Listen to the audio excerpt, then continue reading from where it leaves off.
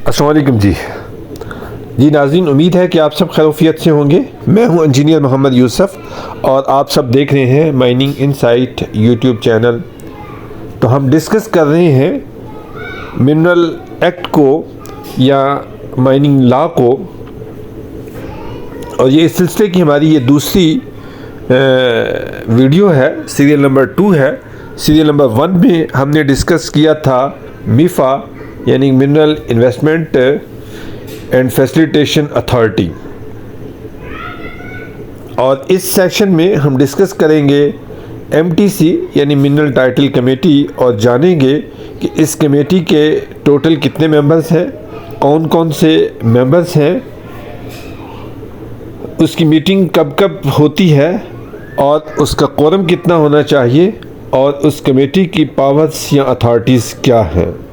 तो आपसे गुजारिश होगी कि वीडियो एंड तक देखिएगा, और अगर आपने अभी तक चैनल सब्सक्राइब नहीं किया तो चैनल सब्सक्राइब कर लीजिएगा और बेल आइकन प्रेस कर लीजिएगा ताकि आपको रेगुलर वीडियोस मिलती रहें।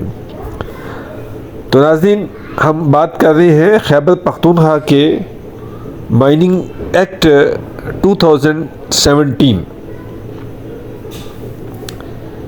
और उसकी एमटीसी को हम डिस्कस करेंगे। मिनरल टाइटल कमेटी जो ही एक्ट बनता है तो साथ ही ऑफिशियल गज़ट के ज़रिए से एक कमेटी की नोटिफिकेशन कर दी जाती है ऑफिशियल अथॉरिटीज़ की तरफ से, और इस कमेटी का नाम होता है एमटीसी। इसके जो चेयरपर्सन है वो director general mines and minerals होते हैं, यानी डीजी माइंस एंड मिनरल्स। उसके बाद उसके मेंबर्स में additional director general mines and minerals होते हैं, deputy secretary the government law department, उसके बाद deputy secretary forestry environment and wild life department, chief inspector of mines Khyber Pakhtunkhwa या उसके subordinate officer, commissioner mines and minerals या उसके authorised officer, director exploration,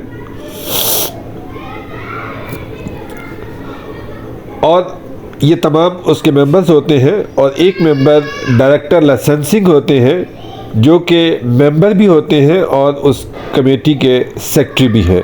तो ये टोटल इसके मेंबर्स हैं। अब इसकी कमेटी नॉर्मली हर महीने में होनी चाहिए, नॉर्मली हर महीने में इसकी मीटिंग होनी चाहिए, लेकिन इसके अलावा भी अगर चेयरपर्सन जो है वो ज़रूरत फील करे तो मीटिंग कॉल की जा सकती है, और उस कमेटी का जो कोरम है वो 50% होना चाहिए, और तमाम फैसले अक्सरियती इत्तफाक़ राय से किए जाते हैं। अब हम देखते हैं कि इस कमेटी के फंक्शंस क्या हैं या इसके अथॉरिटीज़ क्या हैं।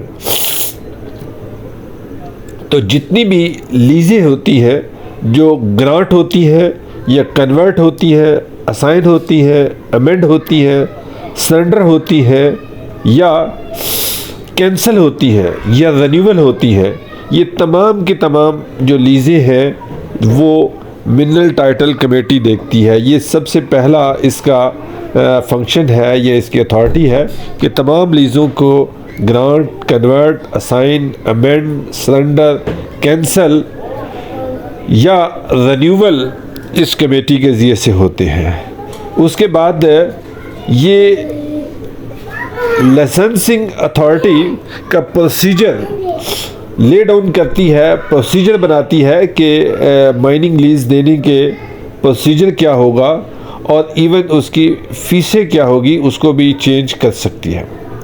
इसके अलावा सुपरवाइज़ करती है ये कमेटी या रेगुलेट करती है माइनिंग ऑपरेशंस को सूबे के अंदर।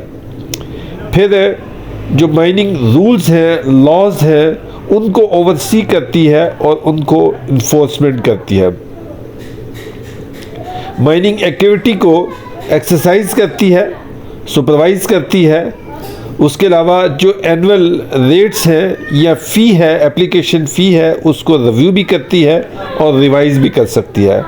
इसके अलावा जो भी पब्लिश होती हैं पीरियडिकल मिनरल इन्फोर्समेंट गज़ट्स, उसको ये देखती है, और इसके अलावा जो मीफा है उसको ये कमेटी असिस्ट करती है अथॉरिटी जो है वो बनती है, जो टॉप कमेटी है जिसको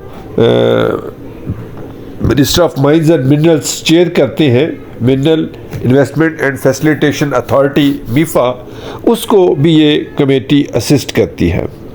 इसके साथ साथ ये कमेटी अपने तमाम फंक्शंस और पावर को कमेटी के कुछ मेंबरान को भी डेलीगेट कर सकती है या किसी ऑफिसर को भी डेलीगेट कर सकती है। कोरम का मैंने ऑलरेडी बता दिया कि इसका प्रोसीजर क्या है, कोरम क्या है, कि हर महीने में एटलीस्ट एक दफ़ा ये मीटिंग होनी चाहिए, लेकिन अगर ज़रूरत महसूस करें चेयरपर्सन तो इसके अलावा भी वो इस मीटिंग को कॉल कर सकते हैं। मुझे उम्मीद है कि आपको मिनरल टाइटल कमेटी की डिटेल के साथ समझ आ गई होगी, उसके फंक्शंस की, उसके मेंबर्स की स्ट्रेंथ और उसकी अथॉरिटीज़ की। अगर आपके कोई क्वेश्चंस हो तो आप कमेंट्स में लिख सकते हैं, और अगर आपने ये चैनल अभी तक सब्सक्राइब नहीं किया तो उसको सब्सक्राइब भी कर लीजिएगा और हर उस शख्स के साथ शेयर कीजिएगा जो मिनरल के बिज़नेस में है या मिनरल के बिज़नेस में आना चाहते हैं।